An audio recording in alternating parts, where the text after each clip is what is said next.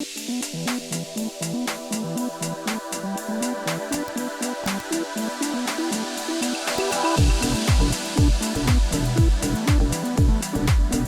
was born in India, but my family moved to England when I was 1, so I've grown up here, grew up in Middlesbrough, so northeast of England, and then I went to university in Newcastle, did economics, and I guess like a lot of children from an Asian background, I was encouraged to go down a professional route, and my parents were quite open as to what that profession would be. My father was a doctor, but I think knew from an early age that that wasn't for me. I was lucky enough to get offered a job at PwC in Leeds in 1996, so 25 years ago. I became a partner in 2009, and I was the first non-white partner in PwC north of Birmingham. And then I was very honoured to be asked to lead the Leeds office in 2013, taking over from Roger Marsh. I did that for 3.5 years to the end of 2016. I then led one of our London audit teams till the end of 2019, and I now lead our private business and private equity practice across the north of England, and also chair our UK India group at PwC. So that's a very quick version of life so far, if you like.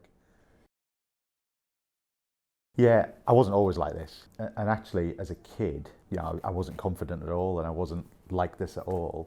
But one of the things that has reminded me of childhood a lot recently is the talk around the use of the P word. As a kid, I grew up in Middlesbrough, which at the time was not a diverse place at all. My sister and I were the only non-white kids in our primary school, and you always felt like you stood out, and not for a good reason.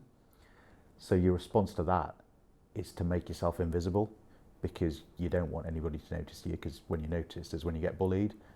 And I only really came out of my shell probably when I went to university, and even coming into PwC in 1996 in Leeds, all the partners, white, male, educational background from, particular universities. And again, I didn't feel like I fitted in, and looking up, there was no role models I could look to who were like me.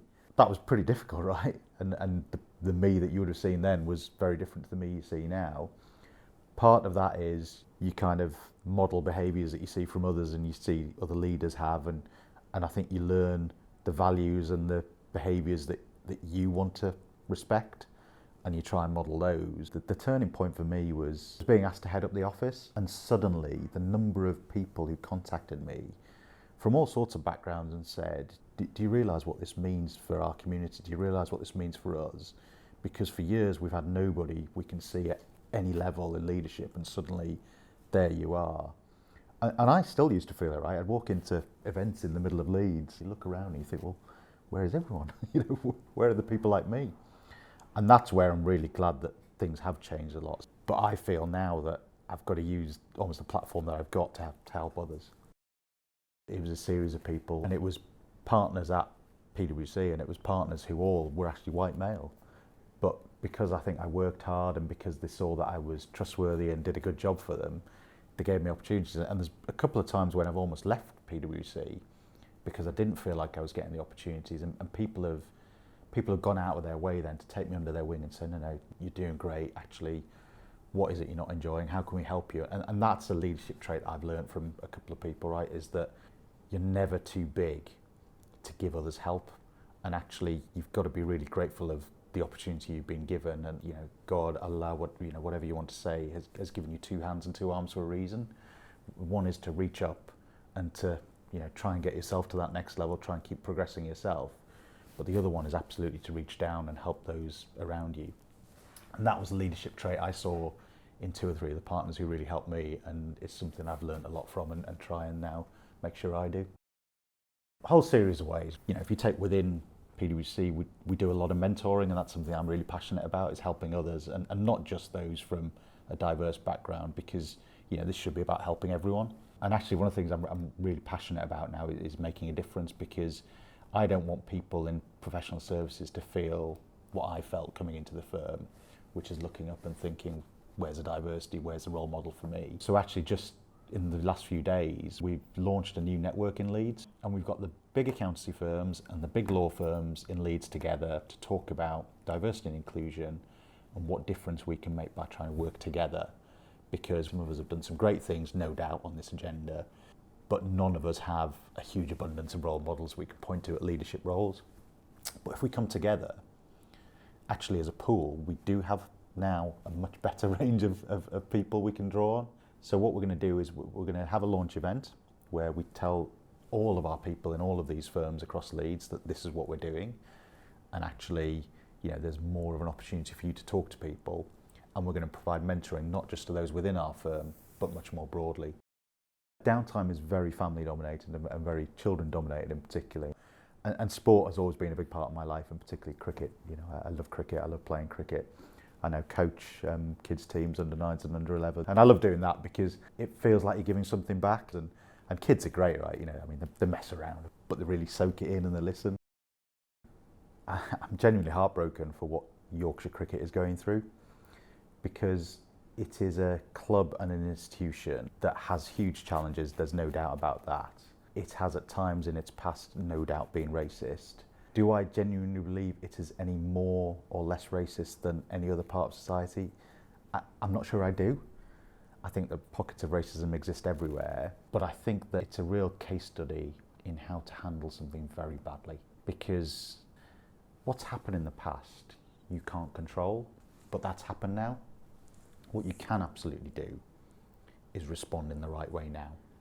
And I think that they consistently have not taken it seriously enough. They didn't respond in the right way, and that is why they're now quite rightly getting criticised. You know, if somebody right at the start had said, look, Azim, really sorry to hear what you've gone through, let's engage with you and let's hear and how we can learn, I think this would have been a very different outcome. There's probably a lot of anger and emotion right now, which is understandable, but we need to channel that anger and emotion and make it constructive. If this is a defining moment, if it's a watershed moment, it only becomes that if you make sure that you seize the positives from it and try and make something happen. And that make something happen can't just be for one community, or it can't just be for a pocket, because then you alienate others.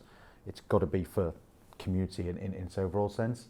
And this is a conversation we have all the time in professional services about diversity and inclusion. You know, we're looking a lot now about the socio-economic background of people that we recruit, because if you recruit people all from the same background or all from Russell Group universities, well, guess what? In 10 years, you've got a load of people who have similar thinking and similar backgrounds. So you've got to address it right at the bottom. And that's, again, going back to the network that we were talking about that we're setting up in Leeds.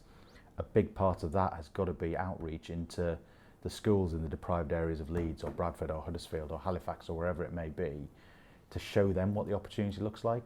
So one of the things that we do at PwC is we do a day every year where we shut down, and the whole firm comes together to either volunteer or fundraise. It's one of the best, most uplifting days of the year. And a few years ago, when I was based down in London, we did a Dragon's Den with a school in inner city London, and the kids came in and they saw this amazing corporate office with 4,500 people working in it, and you know, their eyes were popping out because they'd never seen anything like it.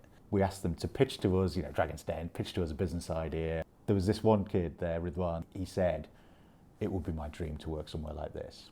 And then, you know, he sort of stayed in touch, and actually this September, he's joined us on our high apprentice scheme, so people who've done their A-levels don't want to go to university. And I was talking to him the other day, and he said, you know, that day just opened my eyes to what was possible. That's what I mean. It's got to be about giving opportunities to people of every background and giving them that aspiration that, yeah, I can achieve that.